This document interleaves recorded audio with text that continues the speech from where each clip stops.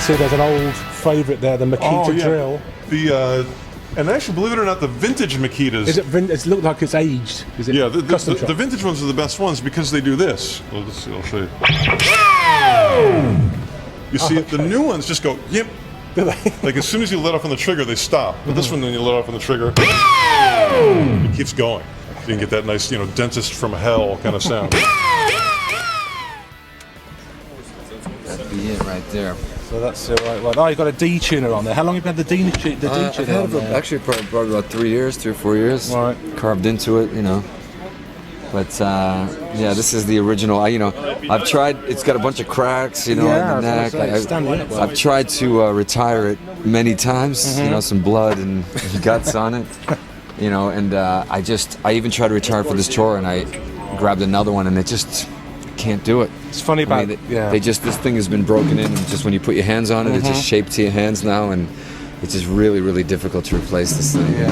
As much as I'm afraid to lose it, but Well, it's looking great. It's looking great. Huh? Yeah, well, it's got about a couple of gouges in there from the picks, but yeah, it's surviving. Original pickups, original just everything on it, so it's still surviving. Got the classic white custom. Lovely. Yeah, and I like to mix it up a bit. So when I'm not playing the white custom, I pull out this one, which is an additional white custom. Yeah, gold on white. Yep. Exquisite.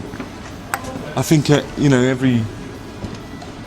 every generation has a white custom player. Yeah.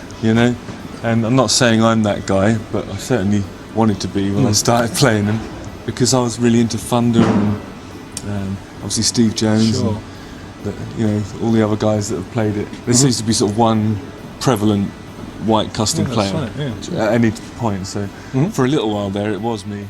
That is the constant in the show is this my old Super Lead 100 watt. I'm running it on a power brake just because I don't want to kill anyone, especially not myself. But yeah, we do run it pretty loud. And it's kind of throughout the set.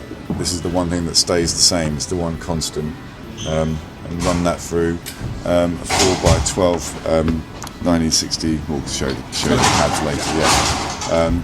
And basically, I kicked the Wizard in to run alongside it for what we would call the chorus sound. So it's kind of like the equivalent of putting a distortion pedal on, I suppose. Yeah. But it's but the effect that we get is we're bringing in another amp, and it's kind of EQ'd to sort of fill in the picture. So you've got the Marshall, your big main, middly, nasty sound, and then the Wizard comes in and makes it big and posh in choruses sometimes. Right. And it has a nice boost for lead as well, which I really like. This pedal's kind of based on the Maestro FC1A, which is like the Satisfaction fuzz, or one of the first really commercially used fuzzes. So that's this one, and you put that beautiful custom box for me with the jewel light. Love it. I mean, the board is probably the size of a pack of gum. I just told them the sound is so big, I need a bigger box for it. I would have made it this big if I could.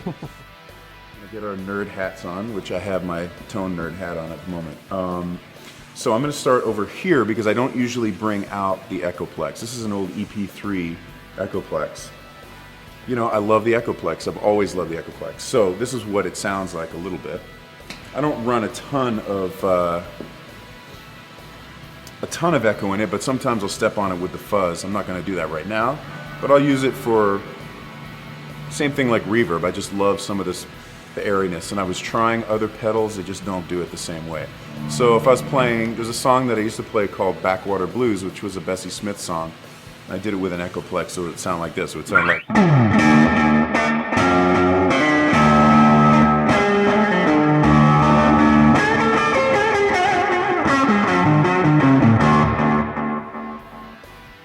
Still using the same guitar, I see. Looks yes. great. Yeah, I mean, thank you. It's It suits my sound, my style, and I mean, I've always kind of like stuck with these weird shapes, and it's cool, you know. It's you know, they've made me the guitar of my dreams, basically. You know, the custom shop from Japan. They are, you know, we've made small alterations to the guitars. For example, this latest model, the NT3. What we did on this, we made a thinner cutaway here because before it was a bit bigger piece of wood here, so it would make it a bit harder for me to reach the 22nd fret here. So now it's easier. You know, there's all this space here, and I also moved the input jack. It was before it was down here, and now it's like this. So it's much easier. You don't have to break cables before, you know, it would hit my thigh and I would break cables all the time. But yeah, small stuff like that. We go back and forth sometimes, and you know, I still use the same combination of woods and stuff like that, and frets. And I mean, the latest feature also is the signature pickups. Yeah, Seymour Duncan, the fire blackouts, which is cool. It's like a great combination of passive and active pickup, and it's awesome. Paul Reed Smith guitars. These are fantastic. Lots of them. Lots and lots of them. This is actually, I'm going to pull out my favorite one at this point, which is actually, this is my go-to now. This is the 245 or the 245, which is basically a scaled down version of the single cut. And it's just got a great tone. It's the, you know, mahogany body with the maple top. As far as the pickups go, I was using the PRS pickups. I've actually started using the Seymour Duncan Custom Customs, which are fantastic. And the reason for that is Mark uses the PRS pickups, which are awesome, but our sounds were a little too similar, so we needed something to kind of differentiate the two. Bridges, I use the Tone Pro bridges, which resonate real well. Love these bridges. Strings, Diodario 11s. Actually, I'm using a hybrid set, am I not? It's yeah, 11, it's custom it's gauge. like 11 through 52, I believe. 11 to 52 on that one. And then some of the other ones, like 11 to 62 on the black one.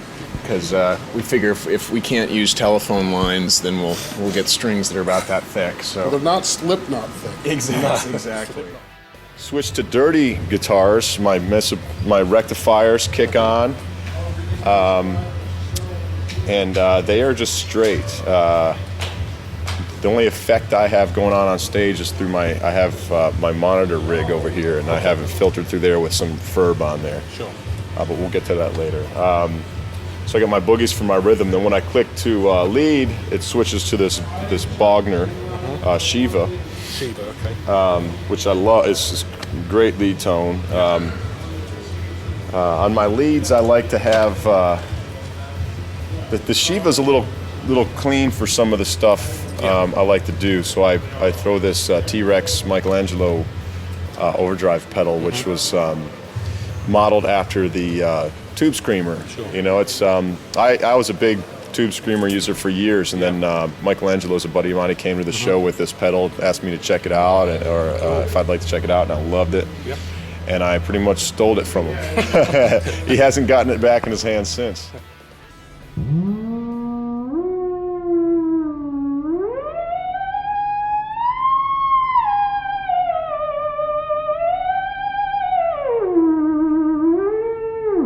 That's what it's supposed to sound.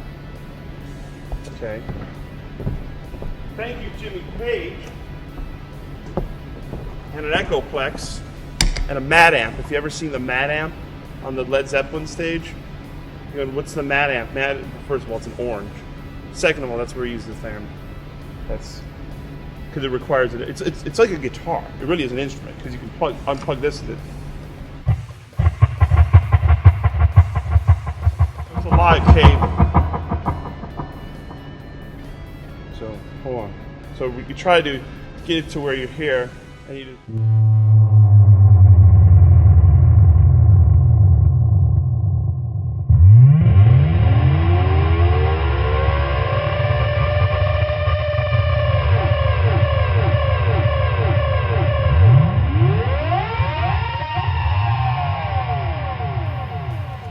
Obviously, on this one, I brought out 4 of my Pauls on this one.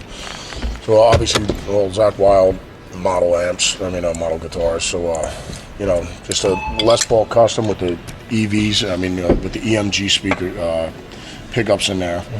Obviously with the shave back, with the maple neck, ebony fretboard. And then what I'll do is I really like 6,000 fret wire.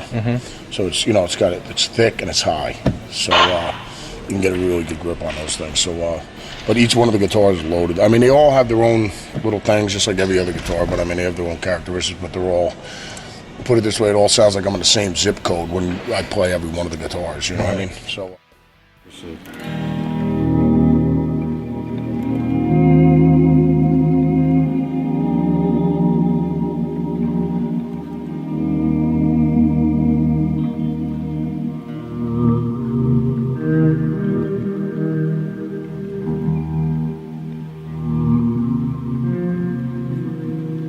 Simplest things like that just sound really lovely, you know.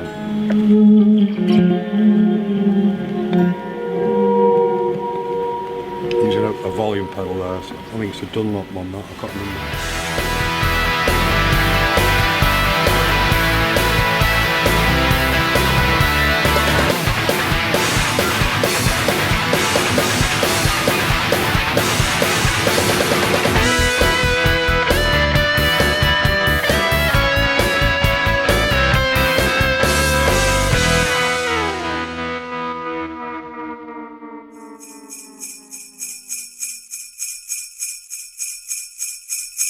Merry Christmas.